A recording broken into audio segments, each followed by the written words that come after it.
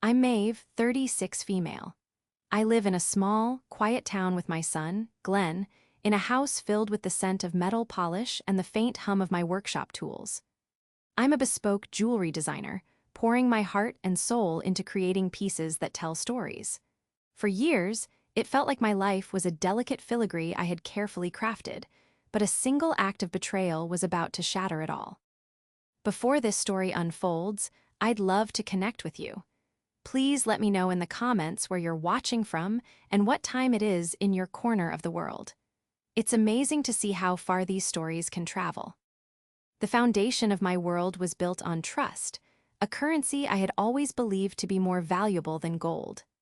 My workshop, a converted garage attached to my house, was my sanctuary. It was where I spun precious metals and gemstones into wearable art, each piece a testament to a client's milestone, a wedding, an anniversary, a hard-earned promotion.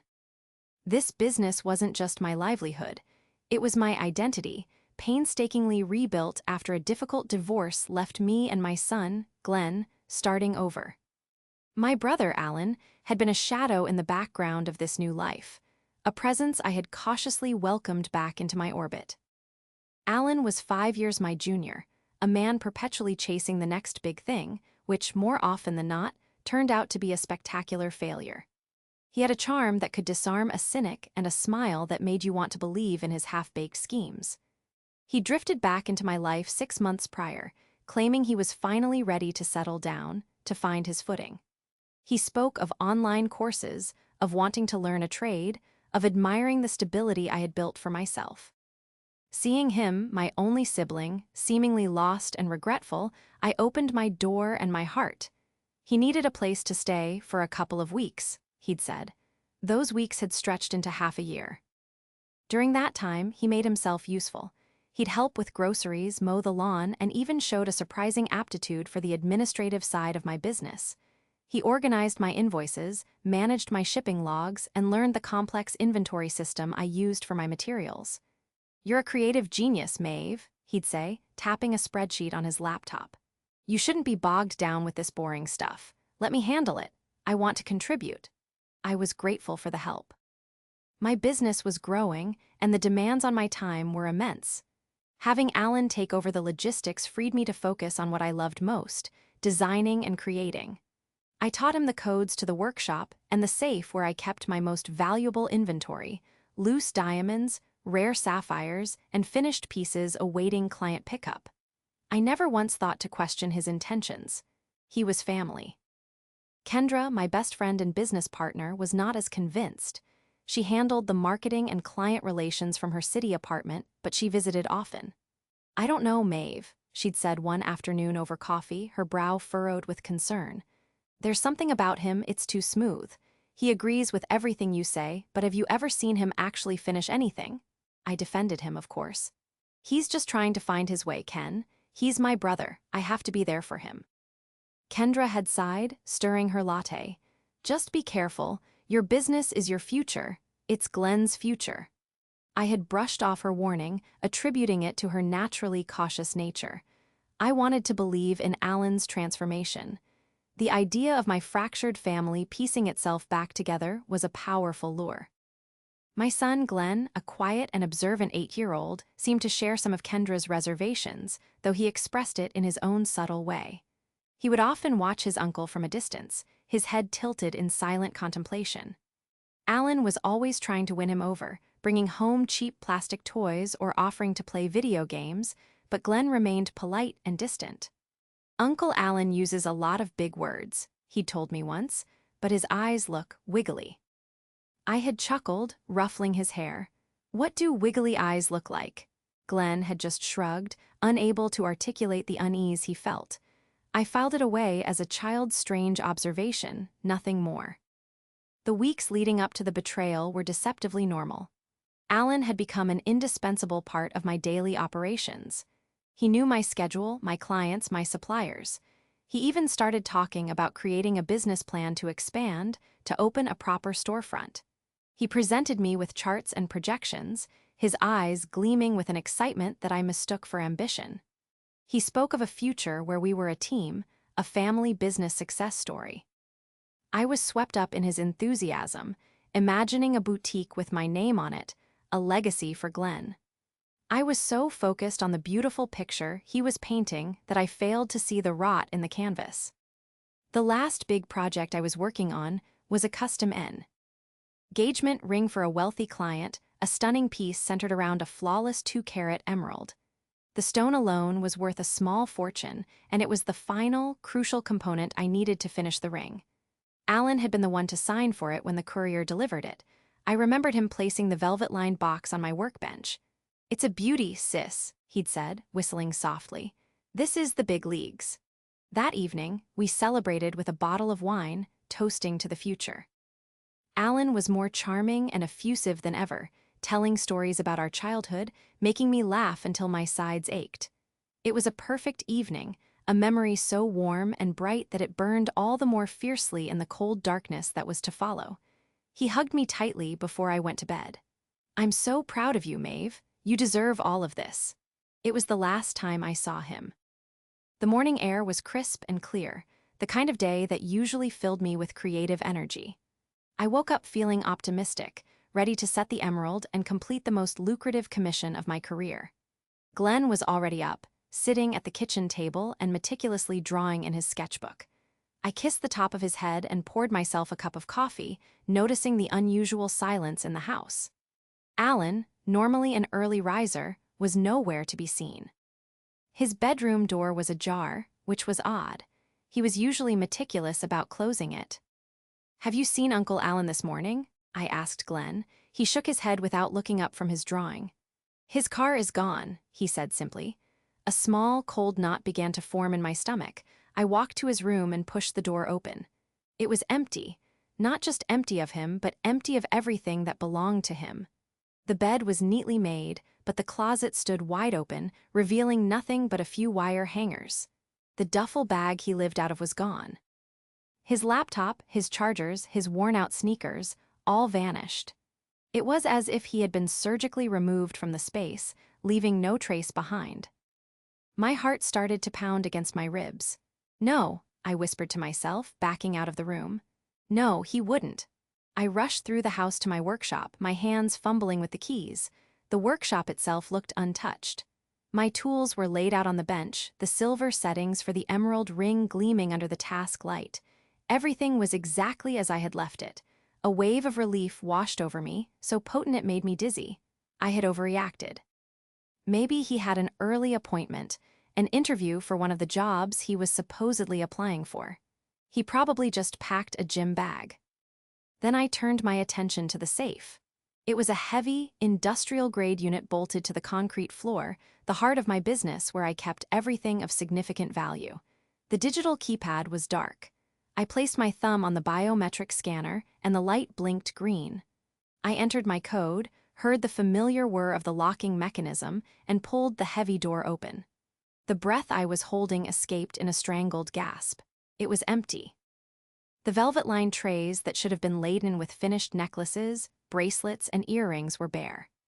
The small, labeled bags of loose gemstones, diamonds, rubies, sapphires were gone. And in the center of the safe, where the velvet box holding the 2-carat emerald should have been, there was nothing. It was all gone. Every last piece of inventory, every valuable material, every completed project awaiting delivery. Everything I had worked for over the past 5 years, everything I had saved and invested, had vanished. The total value was staggering, well into 6 figures. It was my entire business, my life savings, my son's future. I sank to the floor, the cold concrete seeping through my jeans. My mind reeled, trying to make sense of the impossible. I scrolled through my phone, my fingers shaking so badly I could barely dial Alan's number. It went straight to voicemail. I tried again. Voicemail. I sent a text, "Alan, where are you? The safe is empty. Call me now." No reply. I messaged him on every social media platform I could think of. His profiles were gone. It was like he had ceased to exist online. The digital footprint he had so carefully curated over the months he lived with me had been wiped clean. The full weight of his deception crashed down on me. This wasn't a misunderstanding. This was a calculated, cruel theft. He hadn't just packed a bag, he had systematically emptied my life's work into it. The help with the business, the late-night talks, the promises of a shared future, it had all been a lie, a long con designed to gain my trust and learn the inner workings of my operation. He had learned the safe combination, the inventory system, the delivery schedules. He had played the part of the devoted brother perfectly, all while planning to destroy me. The warmth of the previous night's celebration now felt like a sickening mockery. His words, "I'm so proud o." "F you," echoed in my head, dripping with a venom I hadn't recognized. I called Kendra, my voice breaking as I tried to explain what had happened. She was there in under an hour, her face a mask of fury and compassion. She took one look at the empty safe and the state I was in and wrapped her arms around me. "That absolute snake," she hissed, her voice trembling with rage. "I knew it. I knew he couldn't be trusted." We called the police, and 2 officers arrived to take my statement. They were professional but grim, explaining how difficult these cases were to solve. Family disputes, they called it. When one family member robs another and disappears, the trail often goes cold instantly. They took fingerprints, asked for photos of Alan, and filled out their reports, but I could see the pessimism in their eyes. They promised to do their best, but their best felt hopelessly inadequate. The hours that followed were a blur of tears, phone calls to clients to explain the unexplainable delays, and a hollowing sense of despair. How could I have been so blind? How could I have let him get so close, given him the keys to my entire life? The betrayal was a physical pain, a sharp, twisting knife in my gut. It wasn't just about the money or the jewelry. It was about the trust. He had taken my faith in family, in the goodness of people, and incinerated it. He had looked me in the eye day after day, knowing he was going to ruin me. I felt crushed, defeated, and utterly, devastatingly alone. That evening, as I sat on the sofa, wrapped in a blanket and staring blankly at the wall, Glenn came and curled up beside me. He had been quiet all day, a silent observer of the chaos. He leaned his head against my arm and in a voice barely above a whisper, said the words that would change everything. "Don't worry, Mom. I took care of it." I stared down at my son, his small head nestled against my arm. His words barely registered at first, lost in the roaring storm of my own grief and anger. "What did you say, sweetie?" I asked, my voice hoarse from crying. Glenn looked up at me, his expression uncharacteristically serious for an 8-year-old. "Uncle Alan," he said, his voice low and certain. "I knew he was bad, so I took care of it. Don't worry." A fresh wave of confusion washed over me. "Took care of it? What do you mean? What did you do?" My mind raced through a dozen impossible scenarios. Did he confront Alan? Did he see something? My protective instincts flared, pushing through the fog of my despair. Was he in some kind of danger? "I can't tell you everything," he whispered, his eyes wide and earnest. "It's a secret, but he won't get away. I promise." He then pulled away, grabbed his sketchbook from the coffee table, and retreated to his room, leaving me alone with his cryptic pronouncement. For a moment, I dismissed it as the fantasy of a child trying to comfort his distraught mother. Glenn had always had a vivid imagination, filling his sketchbooks with intricate worlds and heroic characters. He was trying to be my hero, to fix a problem that was far too big for his small shoulders. I appreciated the sentiment, but the reality of my situation was grim and absolute. Alan was gone, and he had taken everything. But as the night wore on and the house settled into a heavy silence, Glenn's words began to echo in my mind. I took care of it. There had been a strange confidence in his voice, a level of conviction that was unsettling. I thought back to his quiet observations of Alan over the past few months, the wiggly eyes, the polite but firm distance he always maintained. Had he seen something I hadn't? Had his childish intuition picked up on the deception my adult judgment had so completely missed? I couldn't shake the feeling that there was more to his statement than simple make-believe. The next morning, I tried to question him again, approaching the subject gently. "Honey, about what you said last night. Can you tell me a little more about how you took care of Uncle Alan?" Glenn was eating a bowl of cereal, his focus intent on the cartoon animals on the box. He shrugged. "I just did." He looked up at me. "Do you trust me?" The question was so simple, yet it struck me with profound force. Trust. The very thing my brother had just shattered. Here was my son, the one person in the world I loved without reservation, asking me to have faith in him. "Of course, I trust you, Glenn," I said softly, "more than anyone." "Okay then," he said, hopping off his chair. "You just have to wait. He'll call. He'll have to." He ran off to get ready for school, leaving me once again with more questions than answers. Days turned into a week. The police had no leads. Alan had seemingly vanished from the face of the earth. His phone was off, his bank accounts were cleaned out, and he hadn't used any of his credit cards. He was a ghost.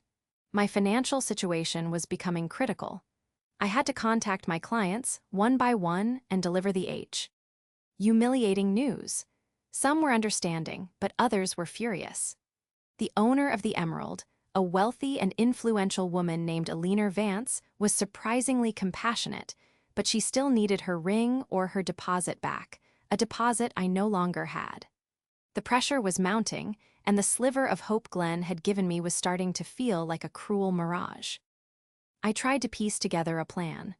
I spoke with my insurance company, but the payout, if it ever came, would be a fraction of my losses and would take months to process. Kendra was a rock, helping me navigate the endless paperwork and offering to loan me some money to stay afloat, but I couldn't bring myself to take it. This was my mess, my failure of judgment. Throughout it all, Glenn remained a beacon of calm. He did his homework, he drew in his sketchbook, and he would occasionally give me a reassuring pat on the arm. "Any day now, Mom," he'd say. His certainty was so unwavering that it started to feel contagious. Against all logic, I began to cling to his promise. One evening, about a week after the robbery, I was cleaning Glenn's room, a mindless task to keep my hands busy. His sketchbook was lying open on his desk. I knew I shouldn't pry, but my curiosity was a gnawing ache. I picked it up and flipped through the pages. It was filled with his usual drawings of superheroes and fantasy creatures. But then, I found a series of sketches that made my blood run cold. There were several detailed drawings of Alan's laptop. Not just the outside, but diagrams of the ports, the keyboard, and what looked like the underside of the device. On one page, there was a drawing of a tiny object, no bigger than a thumbnail labeled GPS bug. Next to it was a sketch of Alan's car keys, with an arrow pointing to the small plastic fob. Another drawing showed the inside of Alan's duffel bag, with the same tiny bug tucked into a seam. My breath hitched. It couldn't be. Where would an 8-year-old even learn about something like that? I kept flipping. The last drawing in the series was a map, a crude but recognizable outline of the neighboring state. A single red X was marked on a town about 300 miles away. I sat down on his bed, the sketchbook in my trembling hands. This was beyond imagination. This was real. My quiet, artistic son, who I thought was just observing his uncle with childish suspicion, had been conducting his own covert operation. He had somehow acquired and planted tracking devices on the man who had been deceiving us all. The whisper in the dark hadn't been a child's fantasy, it had been a statement of fact. Glenn had taken care of it, and now I had a location. A place to start, a thread to pull. The despair that had suffocated me for days began to recede, replaced by a surge of adrenaline and a fierce, protective pride for my astonishing son. The game had just changed. Armed with the information from Glenn's sketchbook, my world shifted on its axis. The helplessness that had paralyzed me was replaced by a surge of focused determination. But before I could act, I needed to understand. That evening, after Glenn finished his homework, I sat with him in the living room, the sketchbook open on my lap. "Glenn," I said, my voice steady and calm, "I saw your drawings. You need to tell me everything. No more secrets. How did you do this?" He looked down at his hands, a little shy now that his secret was out. "I watch a lot of videos online," he explained quietly. "Spy movies, gadget reviews, stuff like that. I learned about GPS trackers. They're not even expensive. I used my allowance money I'd been saving up." He had saved for months to buy a new video game, but instead, he had purchased 2 tiny, magnetic GPS trackers online, the kind people use to keep tabs on their keys or luggage. The purchase was so small and innocuous it would never have raised a red flag. But why, sweetie? What made you so sure about Uncle Alan? He was too nice, Glenn said, finally looking at me. And his smile never reached his eyes. He was always on his laptop late at night, but when I walked by, he'd always switch the screen really fast. One time, I saw him looking at websites for selling diamonds. I knew you didn't sell them like that, only in your jewelry. I knew he was doing something bad. My son, my quiet, unassuming 8-year-old, had seen all the red flags I had willfully ignored. His wiggly eyes comment hadn't been a strange observation. It had been an accurate character assessment. While I was being charmed by Alan's empty promises, Glenn had been gathering intelligence. He had taken one of the trackers and, under the guise of looking for a lost toy, had slipped it deep into the lining of Alan's ever-present duffel bag. The second one, a smaller, keychain-style tracker, he had surreptitiously attached to the spare key for Alan's car, which hung on a hook by the back door. I knew he'd take his bag and his car, Glenn said with chilling logic, so I put one on both. I pulled him into a hug, overwhelmed by a mix of terror and immense pride. He was brilliant and brave, but he had also put himself in a potentially dangerous position. "You should have told me," I whispered into his hair. "You wouldn't have believed me," he replied, his voice muffled against my shoulder. "You wanted to believe he was good." He was. Right. The simple, painful truth was that I wouldn't have listened. I was so caught up in the fantasy of a healed family that I had ignored my own instincts, Kendra's warnings, and my son's silent alarms. The next morning, I called Kendra and told her everything. There was a moment of stunned silence on the other end of the line, followed by an explosive laugh. "That kid is a legend," she said, her voice filled with awe. "An absolute 8-year-old legend. So what's the plan, partner?" Having Kendra back in my corner, armed with this new, incredible information, felt like turning on the lights in a dark room. We decided against going to the police immediately. The trackers were a legal gray area, and we couldn't be sure they would act on the information from a GPS bug planted by a child. Besides, this felt personal. Alan hadn't just stolen from me, he had betrayed our family. I wanted to be the one to orchestrate his downfall. Glenn showed me the app on his tablet that was connected to the trackers. We watched as 2 small dots blinked on a map. Both were stationary in a small, rundown town in the next state, the same town from his drawing. One dot was located at a cheap motel called the Sleepy Hollow Inn. The other was at a pawn shop just a few blocks away. "He's selling it," I said, my voice tight with anger. "He's breaking up my pieces and selling them for pennies on the dollar." Kendra and I spent the next few hours formulating a plan. We couldn't just storm in. Alan was paranoid and slippery. If he sensed anything was wrong, he would bolt again. We needed more than just his location, we needed leverage. We needed to trap him. Glenn's cleverness had given us the where, but now we needed the how. I thought about Alan's weaknesses. He was greedy, arrogant, and overly confident in his own intelligence. He believed he had committed the perfect crime and that I was a helpless victim, crying into my coffee hundreds of miles away. We would use that arrogance against him. Kendra, a master of social media and online marketing, came up with the first part of the plan. "We're going to create a ghost," she said, a wicked glint in her eye. She proposed creating a fake online profile for a wealthy, discreet buyer of rare gemstones, someone who operated in quiet circles and paid top dollar in cash. This buyer would start making inquiries in online forums and on platforms where stolen goods were sometimes fenced. The bait would be an anonymous high-stakes offer for a very specific stone, a 2-carat, flawless emerald. Meanwhile, I would handle the second part of the plan. I still had the original GIA certification for the emerald, a document containing a unique serial number lasered onto the stone's girdle, invisible to the naked eye. That number was my proof of ownership. I contacted Alina Vance, the client whose ring I was making.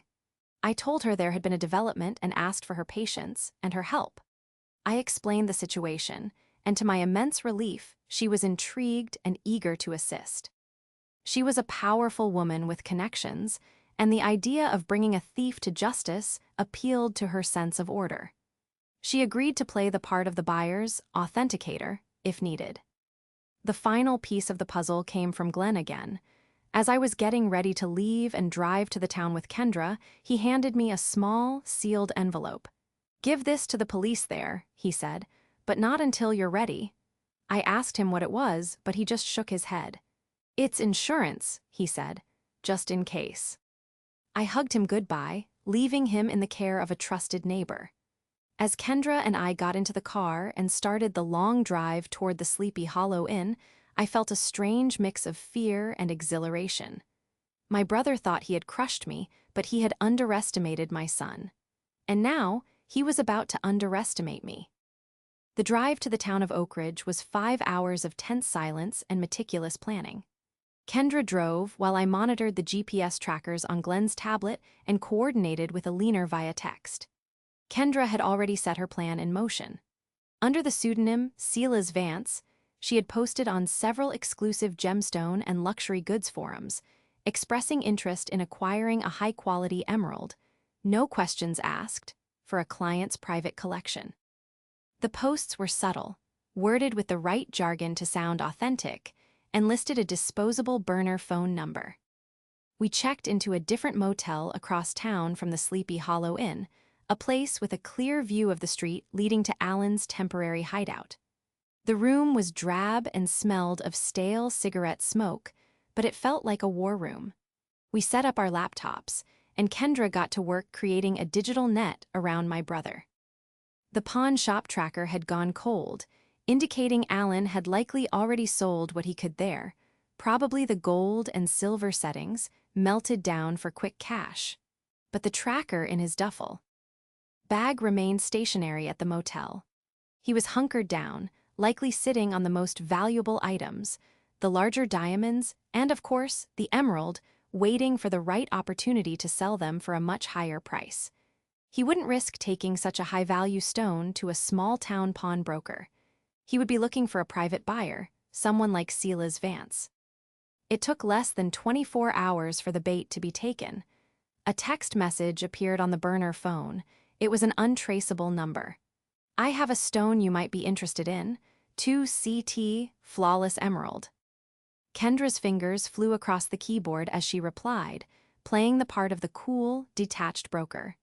"Details and photo verification required.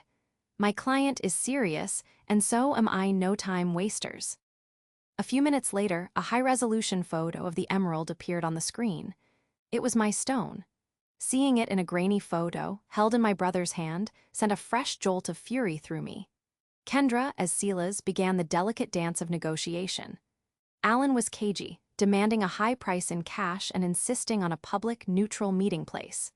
Kendra countered, explaining that for a stone of this value, her client's authenticator needed to verify it in a secure location. She suggested Alan's motel room, arguing it was the safest place for him, as it was his own territory. "He's arrogant," Kendra reasoned with me. "He'll think he has the home field advantage. He'll agree." She was right. After a bit of feigned reluctance, Alan agreed to the meeting. Silas's authenticator would come to his room at 9 p.m. the next evening. The authenticator, of course, would be me. The plan was fraught with risk. I would be walking into a room with the man who had destroyed my life, a man who was now desperate and cornered. But I had to be the one to face him. Alina had provided me with a high-end jeweler's loupe and a portable laser inscription viewer. She had also insisted on hiring a local private investigator to wait outside the motel as backup. He wouldn't intervene unless I gave a distress signal, but his presence was a comforting safety net. The day of the confrontation was the longest of my life. I rehearsed my role, my story. I was no longer Maeve, his sister. I was a professional gemologist, hired by a wealthy, anonymous buyer. I had to be cold, clinical, and detached. As evening approached, a storm rolled in, matching the tempest in my soul. Rain lashed against the window of our motel room. Kendra gave my shoulder a reassuring squeeze. "You've got this, Maeve. Tear him down." I drove to the Sleepy Hollow Inn, the Pie's car discreetly parked 2 buildings away. I walked through the rain to room 112 and knocked on the door. It opened a crack, and I saw Alan's suspicious eyes peering out. He looked different, thinner, his face drawn and pale, a scruffy beard covering his jaw. The charming, confident man I knew was gone, replaced by a twitchy, paranoid fugitive. "I'm here from Mr. Vance," I said, my voice low and steady, a tone I didn't recognize as my own. "Here to see the stone." He opened the door wider and let me in. The room was a mess of takeout containers and dirty clothes. The duffel bag, Glenn's Trojan horse, was sitting on the bed. He gestured for me to sit at a small table. He was holding a small velvet pouch. "Let's see the money," he said, his voice raspy. "Let's see the stone," I countered coolly. "That's the deal. I authenticate the stone, I call my client, and he wires the funds. Then you get an alert and I leave with the emerald. Clean and simple." He hesitated, then reluctantly tipped the emerald onto the table. It glowed with a deep green fire even in the dim motel light. My heart ached seeing it there, so far from its intended purpose. I took out the loupe and the inscription viewer, my hands surprisingly steady. I spent several minutes examining the stone, pretending to be meticulous. I wasn't just acting, I was confirming. I found the GIA number lasered on the girdle. It was a perfect match. "The stone is authentic," I announced, looking up to meet his eyes for the first time. I held his gaze, letting the silence stretch. I saw a flicker of recognition, then confusion, then dawning, horrified realization. His face went white. "Maeve," he stammered, his bravado crumbling into dust. "What? What are you doing here? How did you find me?" "You underestimated me, Alan," I said, my voice dripping with ice. "And you underestimated my son." Before he could react, I stood up and walked towards the door. The local police, whom Kendra had called the moment I was safely inside, were already moving into position outside. This was the moment. But before they stormed in, I had one last card to play. I pulled the sealed envelope Glenn had given me from my pocket and threw it on the table. "My son called this insurance," I said. "Open it." He fumbled with the envelope, his hands shaking. He pulled out a single sheet of paper. It was a printout of an email confirmation. An order summary for 2 GPS trackers, paid for with a gift card, but shipped to our home address. At the bottom of the page, in Glenn's neat, childish handwriting, was a note. "I knew you were bad. I hope you go to jail." It was the final, devastating piece of evidence. The ticking time bomb my son had set had finally, spectacularly, gone off. The moment Alan saw the printout, the last vestiges of his composure shattered. He looked from the paper to me, his face a canvas of disbelief and terror. "A kid? An 8-year-old kid did this," he breathed, the words catching in his throat. "He's smarter than you ever gave him credit for," I said, my voice cold and even. "He saw the rot in you from day one." That's when the police chose to make their entrance. The door burst open, and 2 uniformed officers filled the doorway. "Police, hands where I can see them," one of them shouted. Alan stumbled backward, tripping over a pile of clothes and falling onto the bed.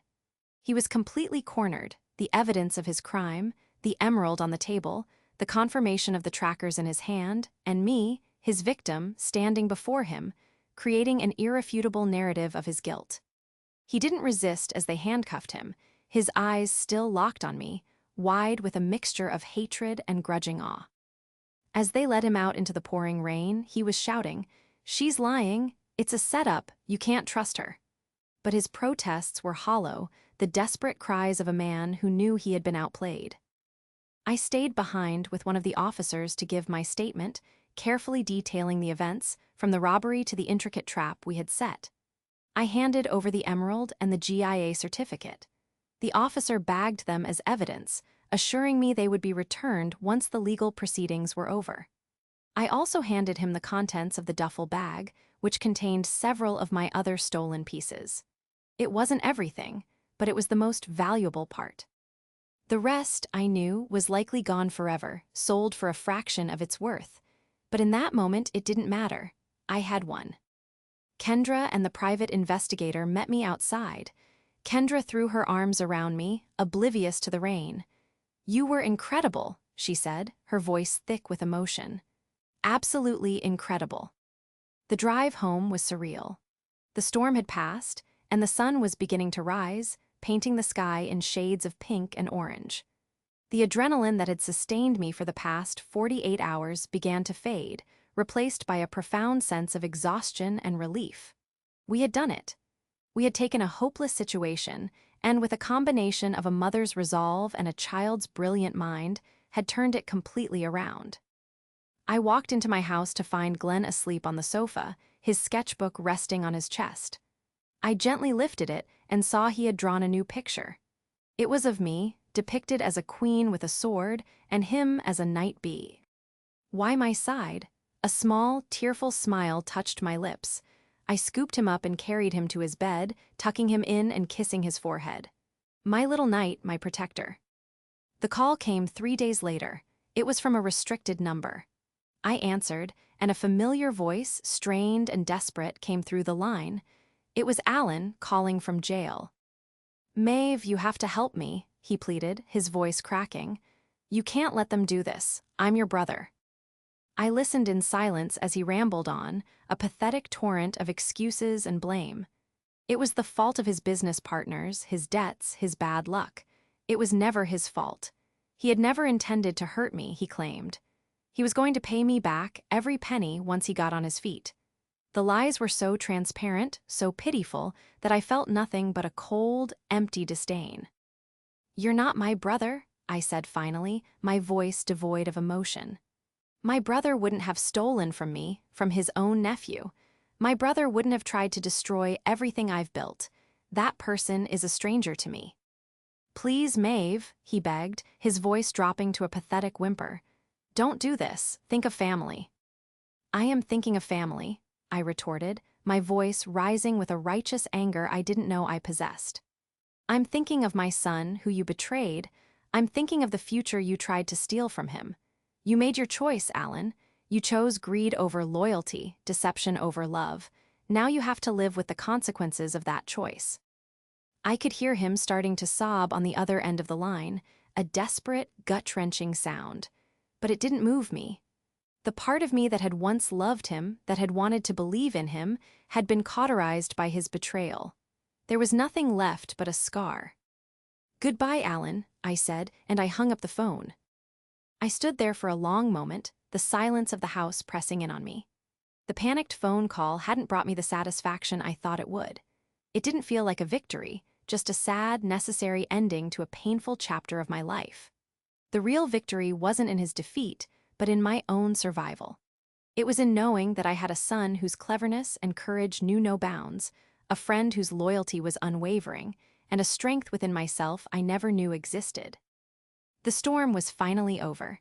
It was time to rebuild. In the weeks and months that followed Alan's arrest, the legal system moved with a slow but steady certainty. With the mountain of evidence against him, the stolen goods recovered from his room, the testimony from the pawn shop owner, my own statement, and the damning insurance note from Glenn, Alan had no choice but to plead guilty. He was sentenced to 5 to 7 years in prison for grand larceny and interstate transportation of stolen property. The judge was particularly moved by the story of the betrayal and the impact it had on me and my son, which was reflected in the harshness of the sentence. There was no triumphant feeling watching him being led away in court. There was only a quiet sense of closure, of a door being firmly and finally locked. The recovered jewelry, including the precious emerald, was returned to me. Holding the stone in my hand again felt different. It was no longer just a beautiful gem. It was a symbol of my resilience. I called Alina Vance and told her the news. She was overjoyed and, in a gesture of incredible kindness, insisted on paying for the ring in full, plus a significant bonus for services rendered in the pursuit of justice and for raising such a remarkable son. Her generosity was a lifeline, allowing me to clear my immediate debts and begin the arduous process of rebuilding my inventory and my business. The first thing I did was invest in a state-of-the-art security system for my workshop and home, complete with cameras and motion detectors. Trust, once broken, is a difficult thing to mend, and I was determined never to be so vulnerable again. Kendra and I reworked our business plan. We decided to rebrand, moving away from being just a small, bespoke service into something more. We launched an online store featuring a new collection I designed called the Resilience line. Each piece incorporated a small, hidden detail, a nod to the secret strength that lies within. It resonated with people. The story of my ordeal, which Kendra carefully and anonymously shared on our business's blog, went viral. People were drawn not just to the jewelry, but to the story of survival and empowerment behind it. Orders began pouring in from all over the country, then from all over the world. My business didn't just recover, it flourished, growing bigger and more successful than I had ever dreamed possible. But the most profound changes were not in my business, but in my home. The ordeal had forged a new, unbreakable bond between me and Glenn. I saw him not just as my child, but as my partner, my hero. We talked more openly, and I made a conscious effort to listen not just to his words, but to his instincts. His spy phase continued, but I nurtured it, buying him kid-friendly coding kits and logic puzzles, channeling his brilliant mind into productive, creative outlets. He was a special kid, and I was determined to give him a world where his unique gifts could shine. One sunny afternoon, about a year after Alan's arrest, Glenn and I were in the garden. I was planting new flowers, and he was lying in the grass, sketching in his book. "Mom," he said, not looking up from his page. "Yes, honey. Are you happy now?" I stopped what I was doing, my hands covered in soil. I looked at our home, at the sunlight filtering through the trees, at my incredible son, and at the peace that had finally settled over our lives. The scars of Alan's betrayal were still there, faint lines on my heart, but they no longer ached.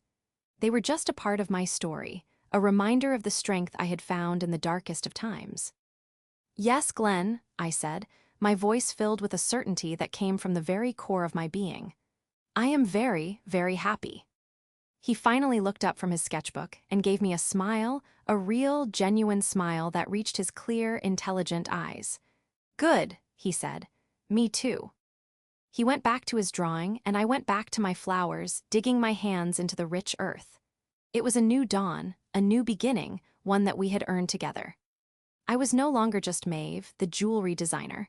I was Maeve, the survivor.